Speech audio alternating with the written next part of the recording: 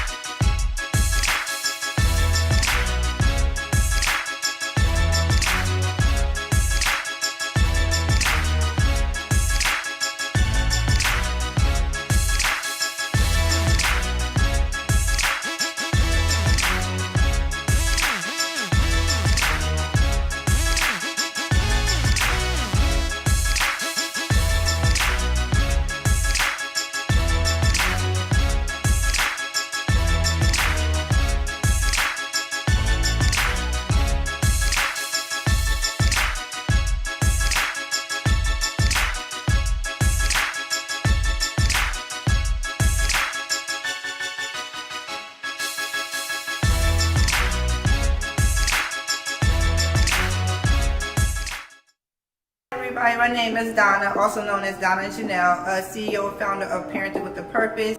Our strive here at the podcast is to reach every home, whether single moms, married, single dads, whatever it is, foster parents, whatever, just bringing the ownership and responsibility and nobility back into parenting. Get comfortable with uncomfortable conversations. All parents need some help and guidance, and I'm just here to be a guide.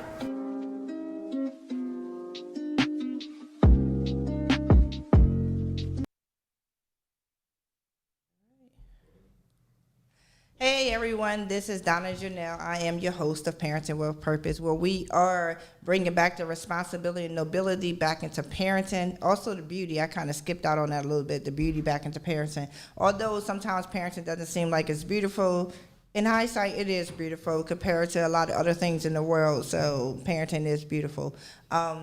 Today we're going to be talking about a couple things. The show today is focused on children.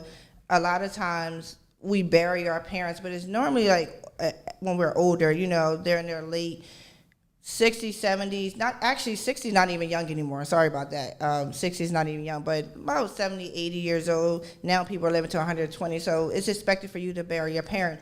But under the age of 13, statistics show that 1 in 13 children will lose one or both parents before the age of 18. So with that, that is 5 million children across the U.S. will experience the death of one of their parents. So that's one out of 5 kids on school bus will lose their parent. So I feel like this is a very important topic because we always talk about, you know, lately I had some parents on here who lost their child through murder, and then I have someone else coming on their child transitioned through cancer. But I thought it was important because this is what got me into Parenting with Purpose. Raising my sister and my brother-in-law's children because they had transitioned when the girls were very young. So that's what kind of got me into this parenting thing. And I know that if I was struggling trying to help the children, I know that other people were struggling as well. So I created this whole Parenting with a Purpose thing, knowing that you could parent no matter what the situation or circumstances is. I am a divorced parent, a single parent, a parent with a blended family, not your typical blended family, but our family is blended because Lizzie and Donna parents both transitioned. So I just want to expose everyone to different parts of parenting and let you know that no matter what the situation is, you can parent even the darkest and the hardest things, that you can still parent successfully. And we will have challenges, ups and downs, but there's a lot of beauty in there. There's a lot of joy in there. There's a lot of celebrations of life in there. So I just want everybody to understand that, listen, you're not alone in whatever type of parent you are, because there's millions and millions of parents out here. We got 7.8 billion people in the world now, so, and the numbers are climbing. So people, even if people who are transitioning, people still having babies. People having babies every day, so the numbers are continuing to climb. And through all that, most recently, we know that with COVID, a lot more children has lost their parents. So the numbers are even higher now statistically. So I just want to talk about that. And before I talk to the girls, also, even today, we had some sad news that most of you people know the comedian DC Fly his longtime partner passed away today. She transitioned at 32 years old. She had 3 babies. She went, to do a mommy makeover, and she transitioned today at 32 years old. So again, this happens more frequent than we understand that this happens. So I think this is, when we even think about Puff Daddy, or Sean Combs, Sean Puffy Combs, Love, whatever you call him now, even with his ex-girlfriend transitioning, and he became a single parent of the twins. So it happens more common than we know. Again, 1 in 13 children will experience the death of a parent before the age 18. So I think this is fair to talk about it today. So today my guest is my own children who I inherited. I never say that, that I got them. They were literally a gift to me. I inherited them from my sister and my brother-in-law. And we've been rocking out for 9 years. So I thought it would be a good thing today for them to talk about life, how it was when their parents was alive and how it was after their transition, just to give people an idea, or if you're experiencing where you're raising children whose parents are deceased, just to give you some ideas and a different perspective of kind of what they go through, and even you as a parent, because I'm going to be talking too about the things that I'm going through just during this transition. So welcome to the show. We have Lizzie, also known as Lizzo, and we have Donai, also known as Half Pint. So say hi to the guests. Hi. Hi. All right, so I want to start asking you questions. I'm used to you asking you questions. But Lizzie, can you tell the audience your age, what grade you're in, and just a little bit about yourself, the things you like, you dislike, I'm 17. I'm in 11th grade. Right now I'm taking an interest in skateboarding, just relaxing, some artsy stuff. I like doing that kind of thing. Yeah. Skateboarding, artsy stuff. All right, Donna, your age and what you into? I'm 15. I like acting and cooking, and I'm in 9th grade. You had to think about what grade you was in? Right, because it's the end of the school year. You're only in 9th grade for another week, right? Yes. Okay.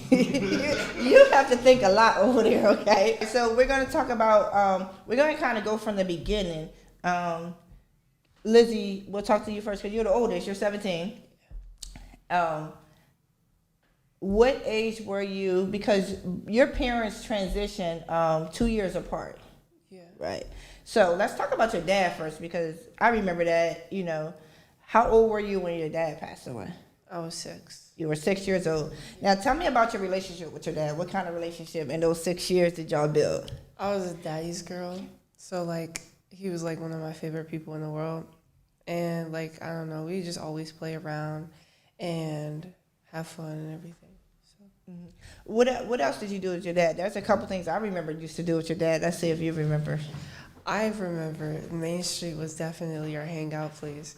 At night we would go out, walk down there, and eat some hot dogs, watch Cars and stuff. So it was my favorite movie.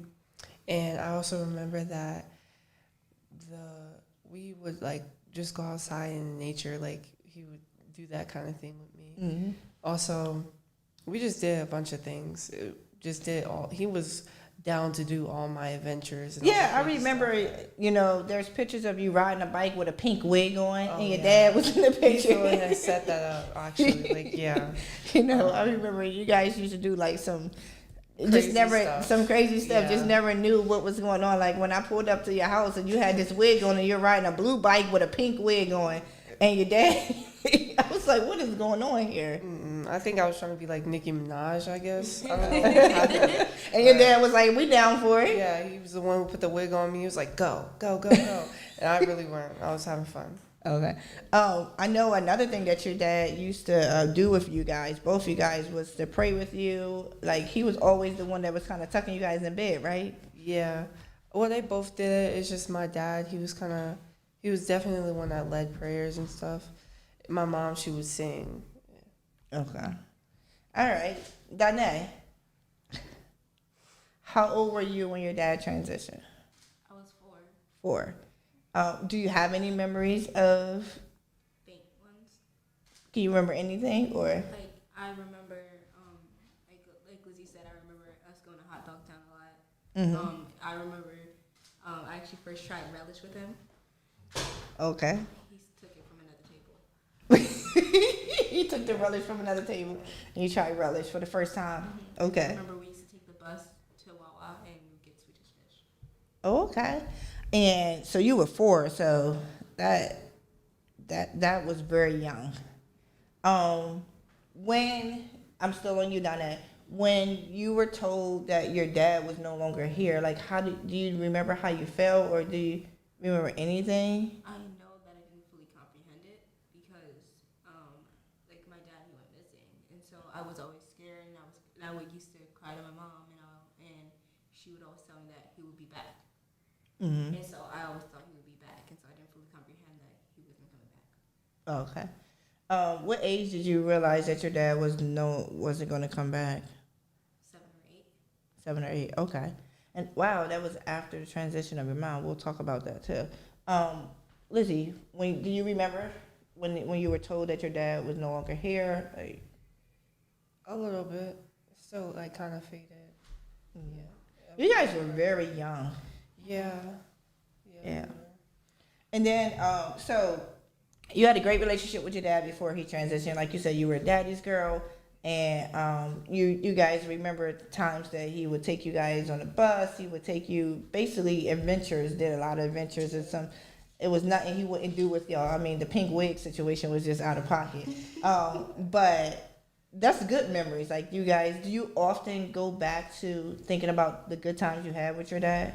Yeah. Every time I eat a hot dog, especially. Like, yeah.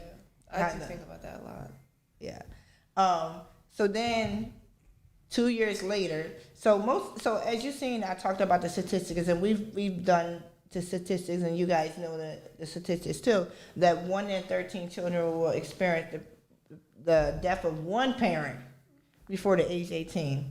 So we know that your dad transitioned 2 days before school ended, right? It was June, 2 days before school ended.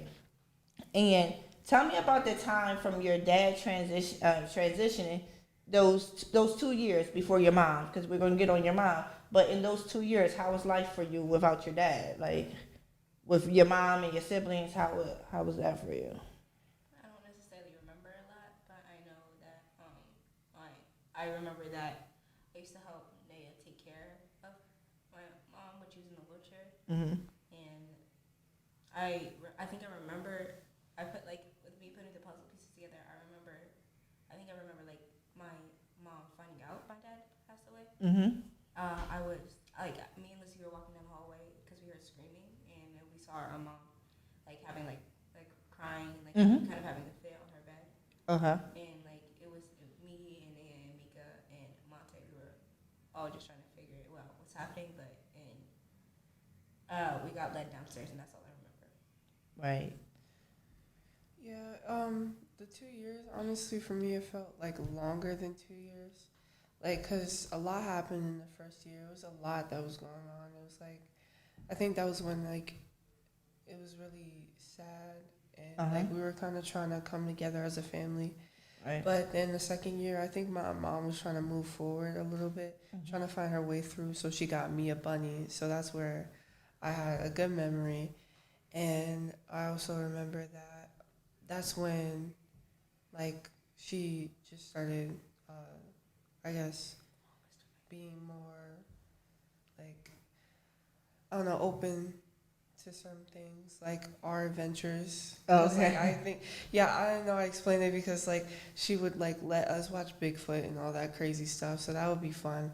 And, she also met another person, and I think that kind of also helped it out. Okay. Oh, I remember I started cheerleading, and Lizzie started football.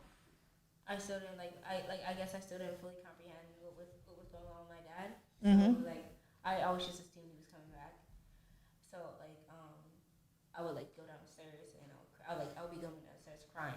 And Okay. I would see my mom on the couch watching TV, and then at the like I would just be like I don't remember, but like I know it always ended in me, Lizzie, and my mom like sleeping on the couch. Okay. For comfort, like something was going on. You couldn't quite put those pieces together. I'm sorry, y'all. You couldn't quite put those pieces together at 4 years old, but you knew love and you knew that there was a piece missing, right? So then, you're trying to move on with life, you're trying to move forward. You're about 2 years, almost 2 years out, and your mom's trying to move forward because she was grieving really heavy too.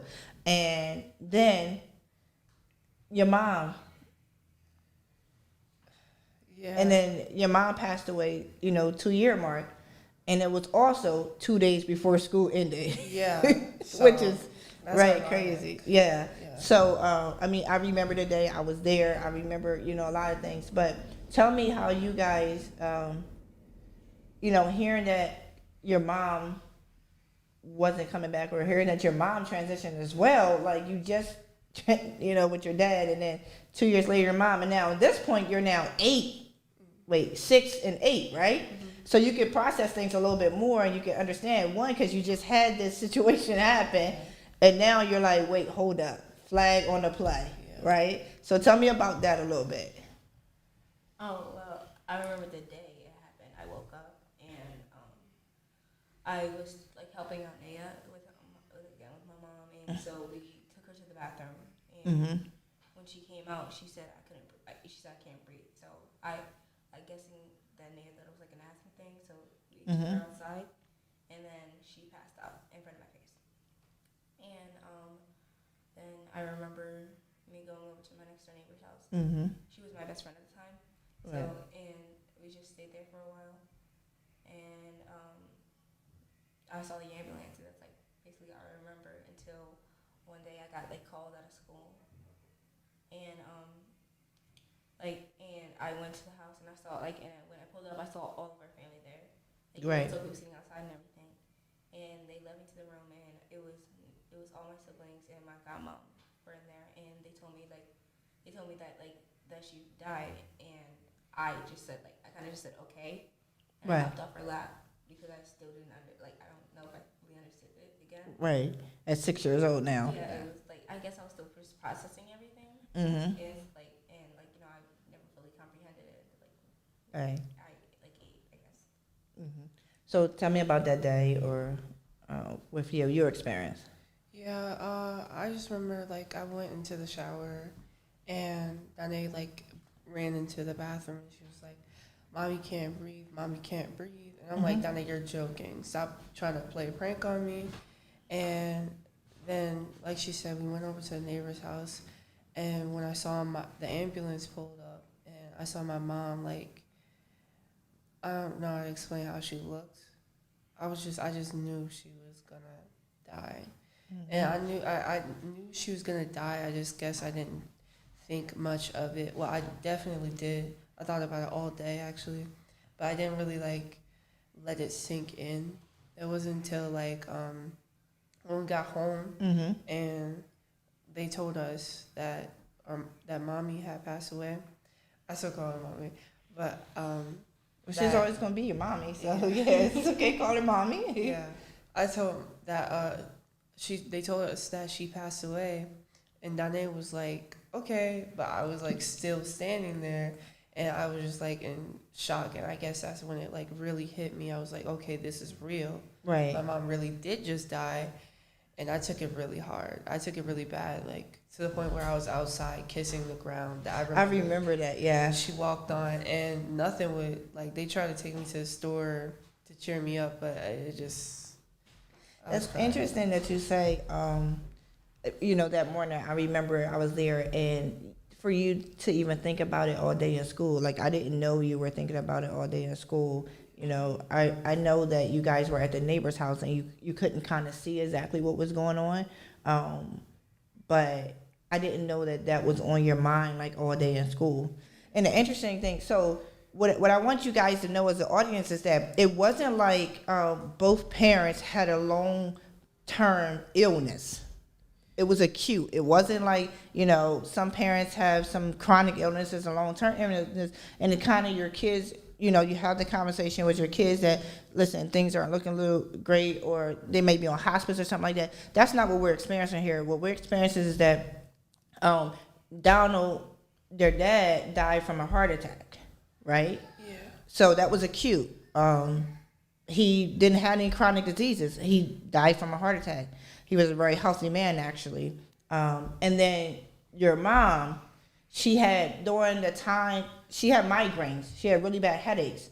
And during the grief time, her headaches were really heightened. They were like really bad, and they were called it's called a hemiplegic migraine. So what it does is that it makes your body kind of goes into a pseudo stroke, where it makes your body paralyzed. Like you become paralyzed because your body thinks that, like, all the vessels in your brain starts to swell, but not actually where you had like a blood clot or something or a TIA. It's just that the headache is so bad and the blood vessels are very dilated, so there's a lot of blood flow. So she had that, and she was in the hospital in May.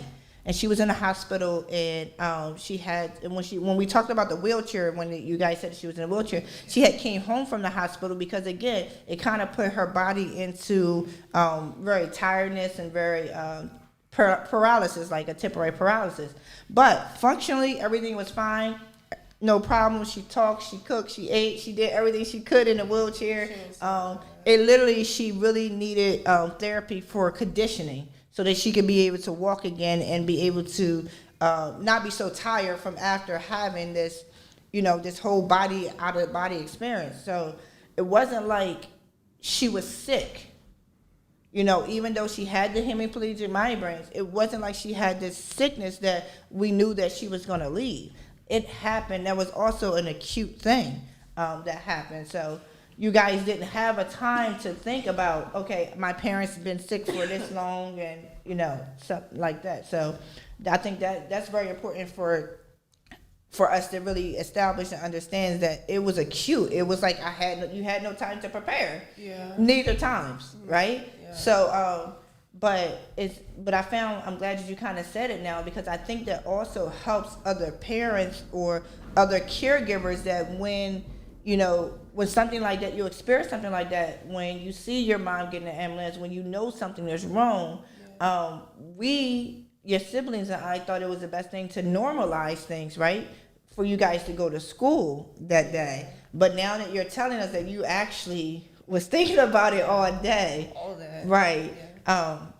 I remember when we went up to the school, and, I remember going up to the school with your mom when your dad passed away, telling the principal, Miss Clay, that, and then we decided to keep you in school. So then 2 years later, we had to go back and talk about your mom, and then we decided to keep you in school too, because it was 2 days before school ended. So I do remember when you guys came and there was so many people there. And I do remember, now that you mention it, after you were told, you came outside and you start kissing the ground. You start doing a lot of stuff with the dirt and stuff, and I couldn't quite understand what you were doing. But now that you're saying that you were trying to kiss the ground that your mom walked on, that's deep. It felt pretty deep too. At 8 years old, that's like... That's what I'm saying. That took it really bad. Yeah. Wow. Okay.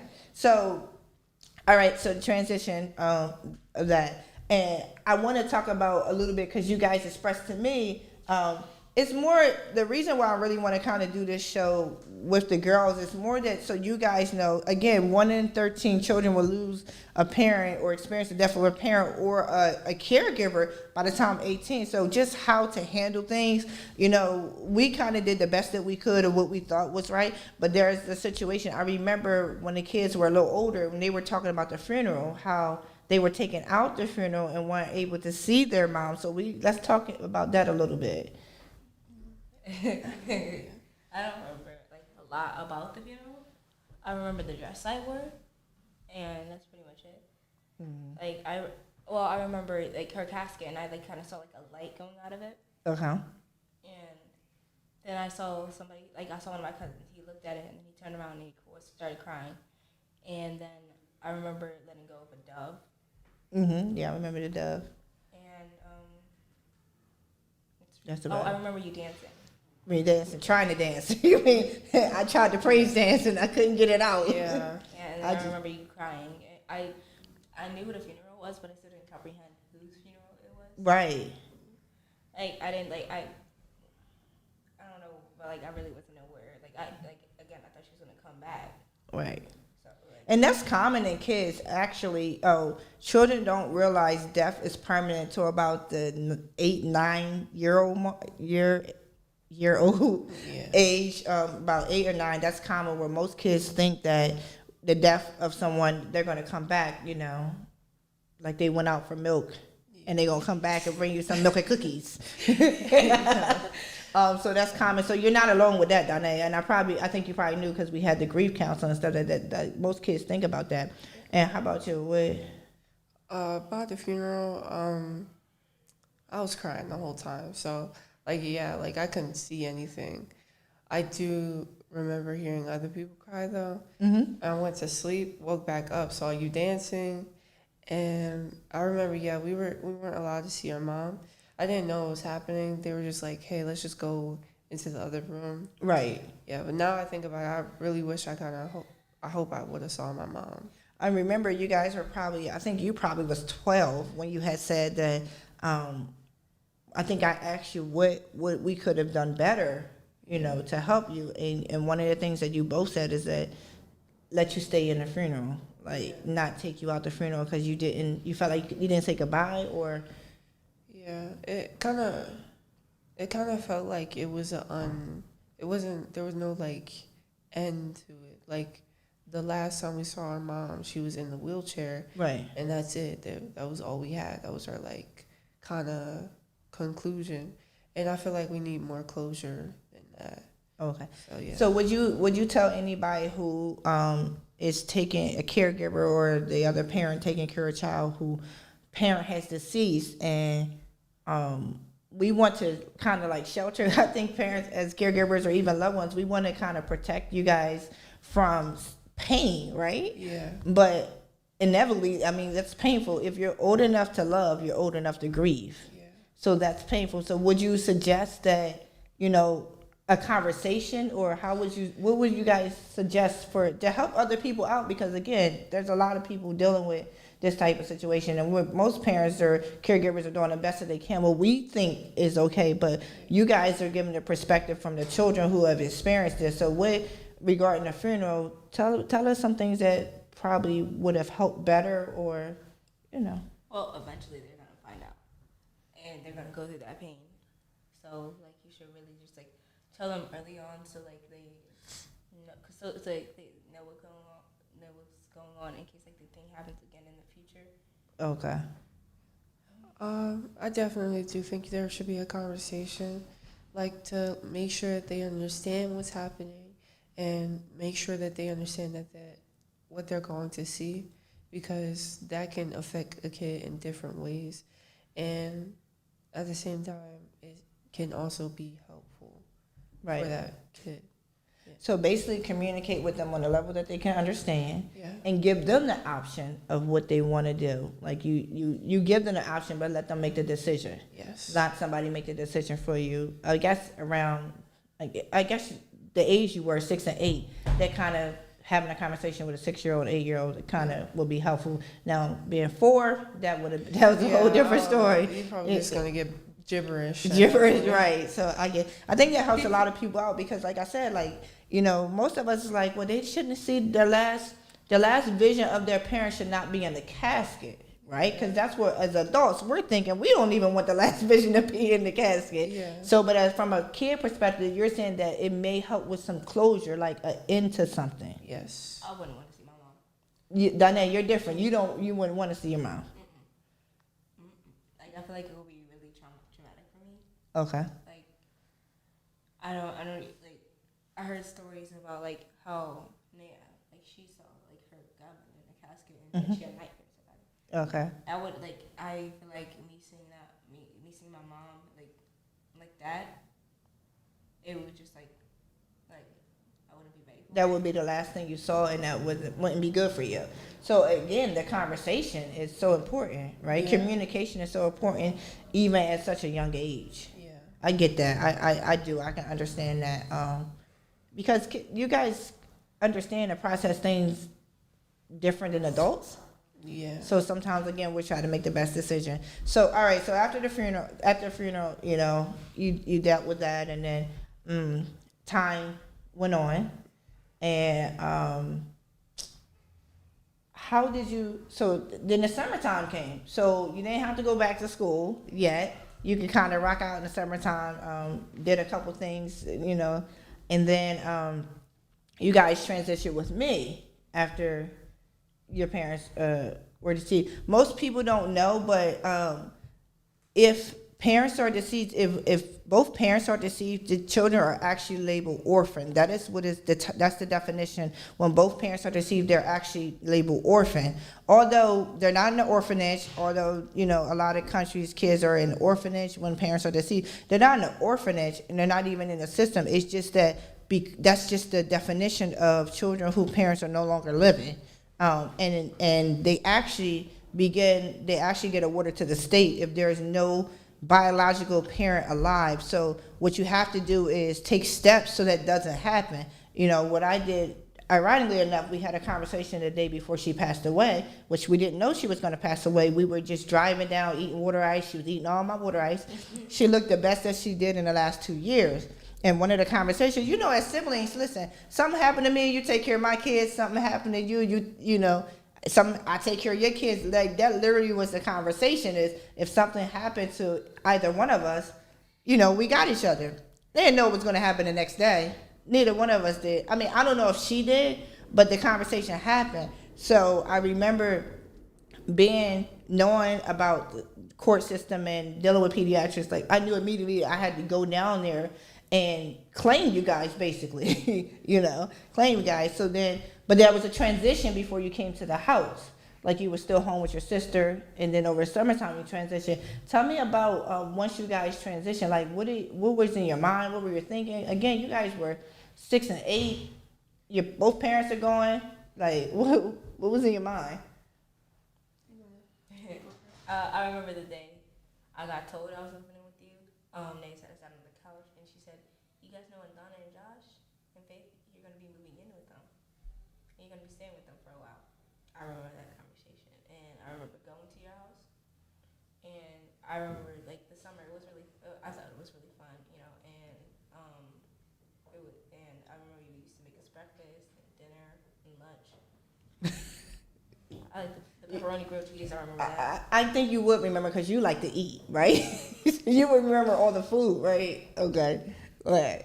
I remember like, I think it wasn't that difficult of a transition for me because, well, you kind of made it really fun, like she said, and the food and everything. And also, like, before, I don't know if you remember, before we went in to move with you, before my mom died, like, we would go over to your house a lot more. Well, of course I remember. Y'all was over there all the time. Yeah, so I was it helped because we lived around the corner from each other, and you were already over there a lot of times anyway. So yeah. I think that did help too. So you say, I don't know if you remember. No, I remember. It just felt more, it felt like that kind of thing. It felt like, hey, we were visiting over. And then I recognized we were living, and it was pretty cool. Okay. So let's talk about school, because I know that was a major issue for you guys in school. You're going to take a deep breath about the school situation. Yeah. Because here it is, you're going back to school, right? You started the year off with your mom, and then you go back to school, you don't have her. Tell us some things that you guys experienced in school. Like, what was going on? I mean, what grade were you in? I think you were in first grade. Actually, when you went back to school, you were in first grade, because when your mom passed away, you were at kindergarten. Mm-hmm. You were in kindergarten. You and Josh was together in kindergarten. So then you were in second grade. Yeah. Okay. So tell us about when you went back to school and how things happened in school. And you don't have to stay on like that day when you went back to school, but tell us about your school experience, even up to now. So kind of bring us through your school life. Well, I know that, like, every day, like, when I came to the school, the teachers, they comforted me and everything, because I guess they knew what was going on. Mm-hmm. And I remember, like, every Mother's Day, I would be crying, but, like, it would be my mom's birthday. Mm-hmm. And I remember that I used to stand up in front of, like, the class, and they would show the video that we made on YouTube, and then I would have to talk about it, and then I eventually got bullied for it. And then you got bullied. Yeah. So tell us a little bit about the bullying and why you were being bullied or targeted or anything. I really don't know. But like I got bullied up until like I think 8th grade. It was just mainly because either I didn't have parents or about the way I looked or about the way I acted because like I was angry. Right. And so like I would like go off at like a loose like somebody made a smart comment I would go off and I would try to fight them or something. Or and then in 6th grade I cut my hair and I got bullied because of that. And there's some things I still get bullied because of it. And I would get bullied about the way I dress and all that. All right, so let's go back a little bit because I think people don't understand like the things that you guys experience or even other children experience, and how it's so important that we teach our kids to be kind and gentle and stuff because you never know what another student is going through. You never know what the experience of life has been for that person. And I remember particularly you were being bullied because I remember you would come home and you were saying that people would tease you because both of your parents are gone. And I'm just like, who would tease somebody because their parents are deceased? But kids do what kids do. And then I also remember the video. I do remember when they did the video and you were talking and things like that. But I think it's so important. The piece that I want you to go back and talk about was when you were saying you were angry. So we're talking about how you were feeling because of your parents' death, right? Like you were angry, and that anger turned out to lashing out, or what? Like how did? Oh, the first 4 years, like me going first to 4th grade, I was sad. I was crying all the time. I would always be having to take breaks, or like I would have panic attacks. But then around 5th grade, that's when I started getting angry, like at like every little thing, and I got into like fights and stuff, and I just like, and I started lashing out at people, like, I started lashing out, like, at Lizzie and everything. I would just, like, yell at her for no reason. Right. Because you were hurt. You had all these emotions bottled up and you couldn't kind of direct them in the right way. I remember, like you said, you were angry, you were lashing out. But I had another thought, but go ahead. I'm getting a little older now. So you were sad, you were lashing out, you were hurt. Also, let's talk about, when you guys, because both parents died of a heart attack, what you guys used to do because you guys were so scared or nervous or just nervous. You could talk about it. Everything was about the heart. So, like, we would always like to check the pulse of, like, anybody we cared about. Like, and because you were a doctor, of course you remember, we had the heartbeat thing. The stethoscope. You would take my, and I'm not a doctor, I'm a nurse. Oh, sorry. Y'all always calling me a doctor, but go ahead. Because we thought you were a doctor. That's what, like, we would always go to you for, to make sure that we were still alive and make sure you were still alive. And, like, even at the nurse's office, we would call and, like, check in, hey, are you okay? And stuff, yeah. I do remember that. You guys used to call. I used to work night shift, and I used to get a call. Like my phone would always be on because I knew that you guys were gonna call just to hear. You would say, "I just need to hear your voice. I need to make sure you're okay." And then you guys would come home. Like you used to lay on my chest all the time. You used to. Yeah, I one of the very like vivid memories I have of my mom is like me. I used to lay on her chest, and I could hear her heart beating, and so then I used to check everybody's pulses. I used to check my friends' pulses, my teachers' pulses. I would go down the nurse just to call you and to make sure you were okay. And I would like all my siblings. I would always try to make sure they were okay. And then I wanted to be a nurse. So I would also I would check my heart a lot. Yeah. I would put on your stethoscope and put it up to my heart to make sure I was okay and all that. It was interesting because I've never had to teach children how to check their own pulse. I never had to teach children how to listen to the apical heartbeat, not even just like your pulse, your radial pulse. I had to teach them the radio, the brachial, the apical, like the carotid. Basically, I literally had to teach them everything about their heart and how because there were times where they, Lizzie would come to me, hey, it's going too fast. It's going to explode. My heart is going to explode. Something's going on. But this is a daily life after both parents transition from heart attacks. Like, so then you become engrossed with trying to make sure that you don't die from a heart attack or anybody around you die from a heart attack. So it was very interesting because I'm just like, whoa, I got to teach you how to count the pause, how to count the minute. And it was, and I think you guys learned so much because you guys are so medically knowledge. It's crazy. Yeah. But that part right there was to make you feel better and understand your own body so that when you know if something's wrong.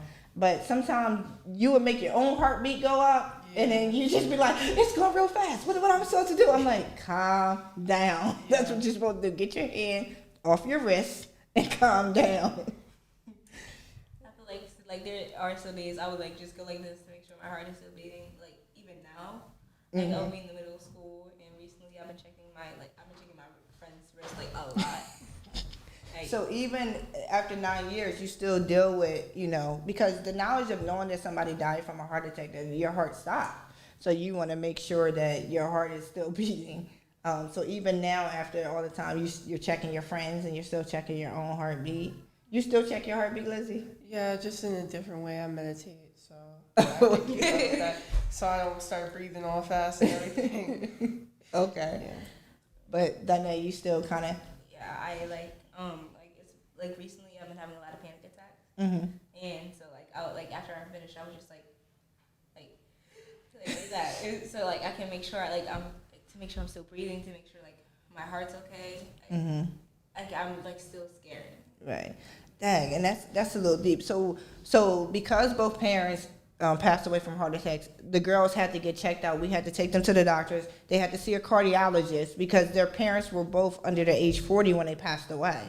So they had to see a cardiologist to make sure that their heart is fine. They had to see a cardiologist for a couple years, and then they got the okay that there's nothing wrong with their heart, everything's fine. So that was another thing, reassuring. And I remember showing you the printout about healthy heart, and the heart was healthy. I had to literally show you guys the printout.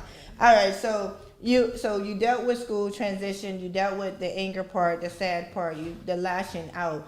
Lizzie, tell us a little bit of how you responded to this throughout the years, like. So I was already on the IUP, so I was like I was not confident at all in my academics. So that would like also build up, that added fuel to my anger, and I was angry the whole time. I wasn't I was mad the whole time, and like I remember just getting upset over like really dumb stuff, and even to this day it don't make sense. But it wasn't until I think high school, my freshman year, that I actually started being like, you know what, I don't really like this. I think I'm going to do something about it, about my behavior, about my attitude. And that's when I just like started trying to get better grades.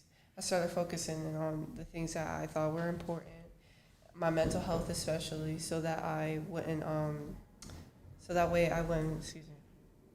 I wouldn't be lashing out anymore, because at that point it's really inappropriate. So I started getting into that, and I started especially getting into my religion, Christianity. I started reading the Bible a lot more, praying every day, and I tried to like hone in on my faith. Right. And that really helped with my mental health, because at that time I was taking medication, and it was like, I was like, I don't need medication. God got me. I don't need all of this. And I was like, I'll just write and I'll pray, and we'll see where it takes me. And now I'm in a pretty good spot. It's interesting that you start talking about your mental health again. So Donna expressed herself through anger and things like that, fighting people, whatever. You weren't fighting people, you were fighting things. You would hit the wall and stuff like that. Your fight was a little different. But I think it's so important for people to know that when our kids deal with trauma like this, like death, or even if a parent is sick, any type of trauma, the children's minds is so fragile, as you grow. And they're sponges. So, and what they see, they take on, And I think when we talk about the mental health portion of it, is that a lot of kids go through a lot of mental health issues, and they get misdiagnosed with different type of mental health diseases when honestly it's a lot of grief. It is grief. Grief will, because I believe in your situation when we were dealing with that mental health and you got those diagnoses, after a while we waited, but a lot of that was grief. When we got to the bottom of it, you were aching, you were longing for your parents, and I think children are the age where they're the forgotten group of grief. You know, I remember, you guys weren't around, but I remember when I was younger, when somebody passed away, they didn't talk about it. Like, adults didn't talk to us about death. Like, I mean, your grandma, you know, it was no conversation. And I think realistically it's because adults didn't know how to deal with grief either. A lot of times we're taught to get over it, move on, almost as if it didn't happen. But again, we had that conversation. If you're old enough to love, you're old enough to grieve. And grieving is not a bad thing. It's a process, right? So I think sometimes because we don't talk about it, a lot of feelings and things like that get eternalized. But in your situation, Donna, we talked about this stuff all the time. We had lots of conversations about grief and things like that. And but the mental health portion it was a struggle because nobody expects, you know. I don't know if you guys remember when you first moved in and you guys wanted to die with your parents. You was like, I want to die with my parents. I don't want to be here no more. So overcoming the fact that you need to be alive, right? Mm-hmm. And then you still have all this heaviness of life to go through without your parents is enough to have your mind going different ways. So I think that's important that we recognize, you know, parents, caregivers, family members, that these kids, when they go through something traumatic like that, the mind does shift. The chemicals that goes on in the brain, you know, start to become imbalanced, and it takes them to behavioral issues. Children, they actually regress. You know, some may urinate again. Like you can have a 5-year-old and all of a sudden they start peeing a bit, like because they start to regress. So they start to have eating problems. There's so many different things happen when a child is grieving that it's almost impossible to attack everything. But there are certain things that you got to make sure that you're on top of. Like again, the mind thing is big because it will take you out of places because for a couple of years we dealt with the mind. And it wasn't until I do remember you had that conversation with me, though. Yeah. You said, "Listen, TT, I can't do this medicine no more. I don't want to do medicine." How you said, "Listen, how you getting through life? How are you ever doing?" Yeah. And she said, "You pray all the time. Can I start praying? Can I, you know?" Yeah. When you start to take a hold of it for yourself, because I used to pray with you guys, but you was like, "Listen, now where's the Bible at? I need to fix this life," and you actually was successful in getting yourself off of medication. Yeah. And you contribute that to your faith. Definitely. I feel like without my, like, that, I don't know how to explain it, without getting ready and getting into the habits of, like, being into praying and writing, like, I used to write notes to my mom and my dad to heaven, or write notes to God as, like, a form of prayer. And without reading the Bible more and more, I wouldn't have gotten through. Yeah, I needed something to hold on to, and that's exactly what I need. Wow. And how about you, Donna? Well, I didn't really start getting into my faith until, like, well, I was very, very, like, very Christian, like, from, like, 6 to, like, 9, and then, like, I kind of got out of it, but recently I have been doing a lot, and I got off my medicine, but, like, I realized I kind of needed a little bit, because God put these here for a reason, to help me out. So I would take it and it would help me, and I would think like creating this and like having you have the funds for it to buy me this, because like I knew it was something I like needed at that time, and so like that was good. And like with me going through grief, it was like a lot. It was like a very helpful thing, because like grief takes like a long time. Like people grieve forever. It's a process, and the thing about it is, as you guys know, like you can repeat it. Yeah. Like when, you know, you been denial, you been anger, and then 5 years later, you back at anger. Like, what's up? What's going on, God? Now I'm angry again. Go ahead. Yeah, they're not even in order at all. That's a good point too. They are not in order. I looked it up and it wasn't even. That's not what you experienced, huh? It was not 1 through. Yeah, like even think like there's even parts like you don't go through. So I realized I was in denial, but I didn't realize I was in denial. Right. So you were in denial for being in denial. Denial for reading that. I think that's so important, Donna. You really, really just said something is key. Is that different perspective, because Lizzie didn't want to be on medicine. She wanted to figure out a different way to cope. And you felt like you needed that because you were struggling so much and you were trying. And I think that might be based on personality too. Like, like, you know, you had a lot of anxiety. So it's hard to, when your chemicals are all over the place and your anxiety is like at this level, it's hard to even talk to a person or bring a person to normalcy when everything is out of whack. So with you said, okay, I need something to bring me down so that I can now comprehend, I can now hear, and I can now cope with things a little bit better. And I think that's so important because you've grown to know your body and you know yourself. And I think to be teaching our children to be in tune with themselves is so important.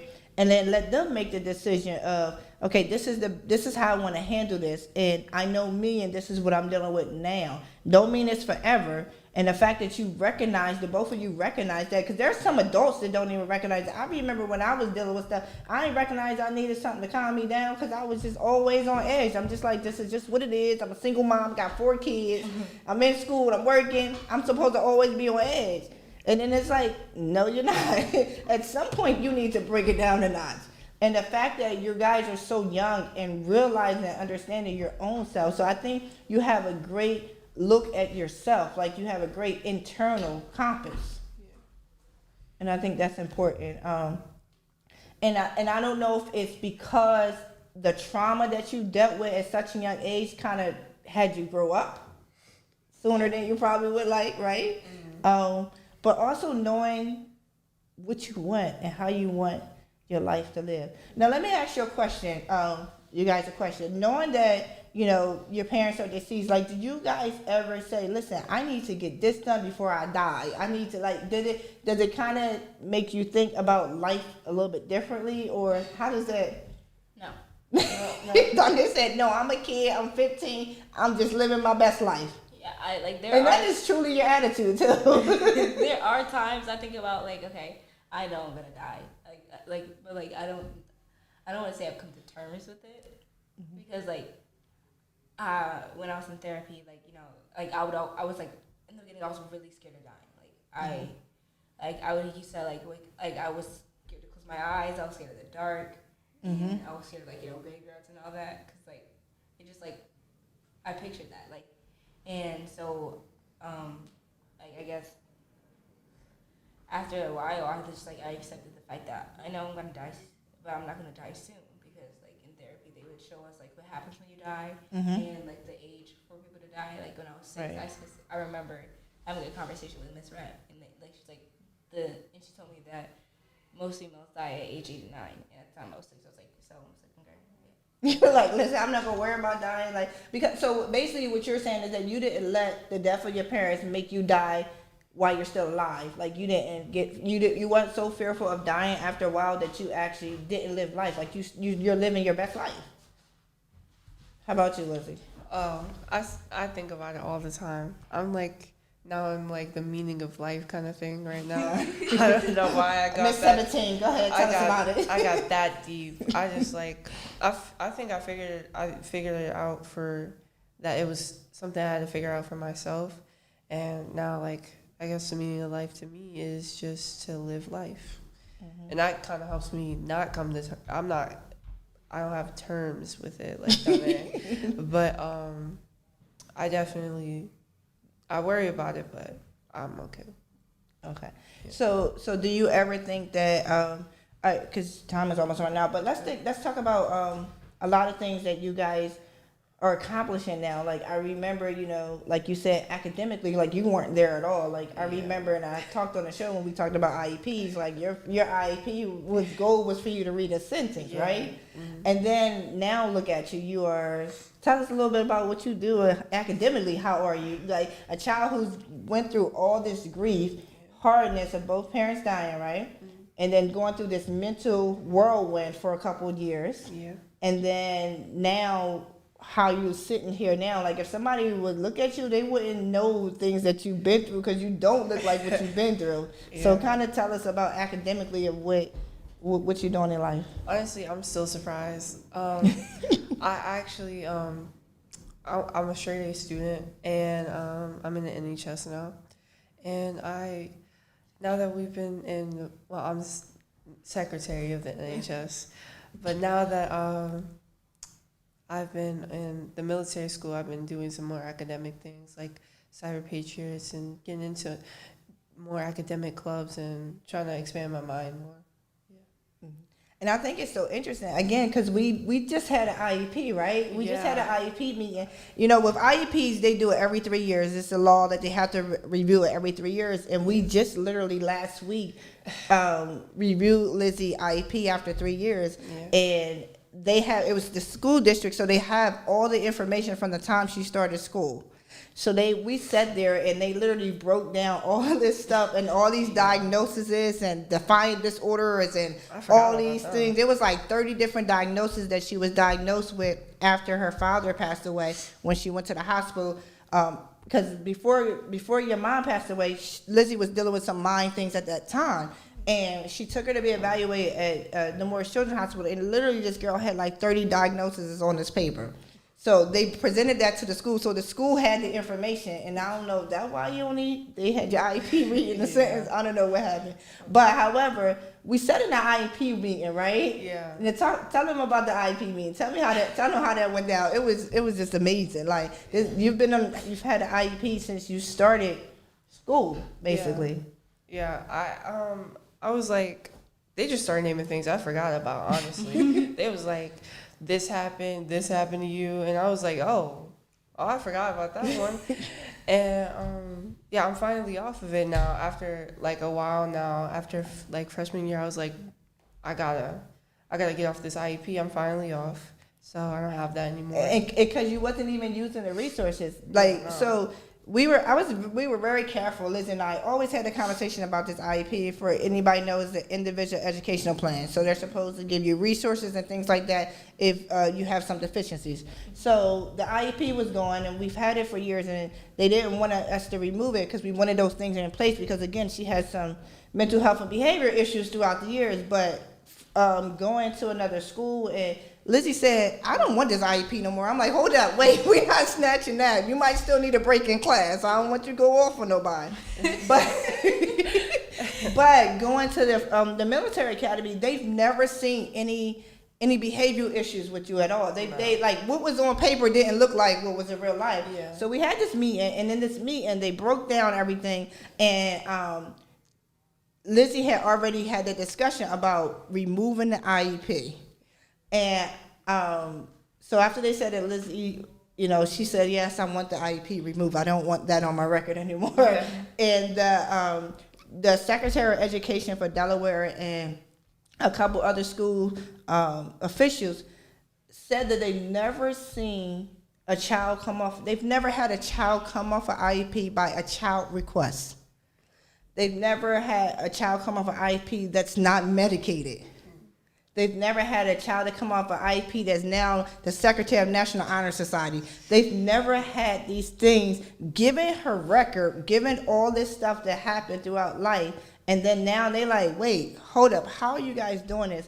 And she did it. She put the work in. Lizzie put the work in. So your children can't come off an IEP. You can have that conversation with your children, making sure that you're giving them the stuff, because she wasn't even using their resources. She was using the resources that she figured out herself, or we as a team at home, and her sister Tanea, who's very great with them. She's like, I co-parent with Naya because they go to her every other weekend, and she's involved in school and stuff like that, her older sister. So we've done a lot to try to get Lizzie where she is, but Lizzie put in the work.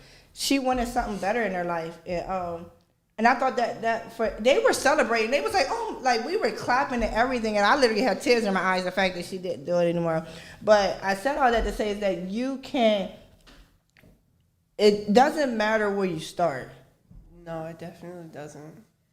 You can always. Started from the bottom, never here. This one right here. You know, when I talk about the one child that chased my inner gangster, right? Here she is. Yeah. But they say she act like me, so that's probably why. Yeah. All right, so time is almost up. So tell us, Donai, we talked about Lizzie a little bit. So let's talk about the things that you're accomplishing now too, like your acting, your, you know, all that good stuff real quick. Well, I'm an actress now. You know, like in the beginning, like I was not like into that. I was still out there, but I wasn't that out there. I never thought like, you know, I'll be on stage and everything.